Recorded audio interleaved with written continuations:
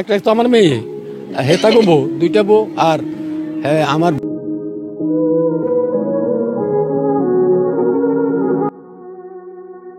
শ্বশুরবাড়িতে একই ঘরেই দ্বিতীয় বিয়ে করবেন সেই ওমান প্রবাসী বাহারউদ্দিন। অর্থাৎ বড় বোনের বিদায়ের পরে ছোট বোন আসবে বাহারের ঘরে।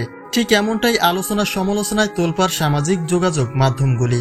স্ত্রীর মৃত্যুর এক সপ্তাহ না যেতেই বাহারের বিয়ে সম্পর্কে শোনা যাচ্ছে নানা গুঞ্জন, যদিও এর কোনো সত্যতা স্বীকার করেননি বাহারউদ্দিন।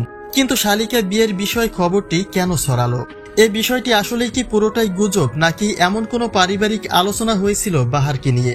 এবার সেই বিষয়টি পরিষ্কার করেছেন বাহারের শ্বশুর। প্রিয় দর্শক, বাহারের বিয়ে নিয়ে কেন এত ধোঁয়াশা, বা ক্যামেরার সামনে কেনই বা বাহার বিয়ের কথা অস্বীকার করছেন? চলুন তার বিস্তারিত জেনে নেওয়া যাক।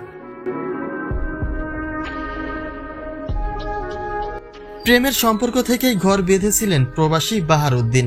আশা ছিল এক নারীতেই জীবনটাকে সুন্দর করে গড়ে তুলবেন, কিন্তু সেই স্বপ্ন তার স্বপ্নতেই থেকে গেল। বিয়ের মাত্র 2.5 বছরের মাথায় স্ত্রী তার শেষ বিদায় নিল। একসঙ্গে সংসার করা হলো মাত্র 1 মাস। ঘরে নতুন বউ রেখে প্রবাসে পা রাখেন বাহার।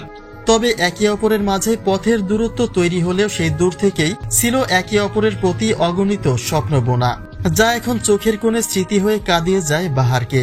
কিন্তু জীবন তো আর থেমে থাকবে না, বিয়ে তো তাকে করতেই হবে, হয় সেটা 2 দিন আগে আর নয়তো 2 দিন পরে। যে আলোচনা সমালোচনাতেই রয়েছেন বাহারউদ্দিন।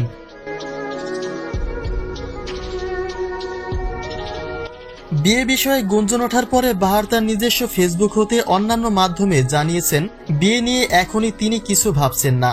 বিয়ে বিষয়ে তাকে নিয়ে আলোচনা সমালোচনার সবটাই গুজব। এরপরে প্রশ্ন ছিল, তবে কি এটা শুধুই গুজব, নাকি পারিবারিক কোনো আলোচনা হয়েছিল?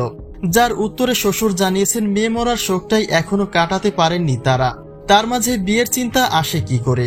কিন্তু তাহলে বিয়ে বিষয়ে আলোচনা করা সেই ব্যক্তি আসলে কে ছিল, যার পরিচয়ে জানা যায় তিনি ছিলেন বাহারের এলাকাবাসী, এবং এ বিষয়ে শুধুমাত্র নিজস্ব মত প্রকাশ তিনি করেছিলেন। এর সঙ্গে বাহার কিংবা তার পরিবারের কোনো সম্পৃক্ততা নেই।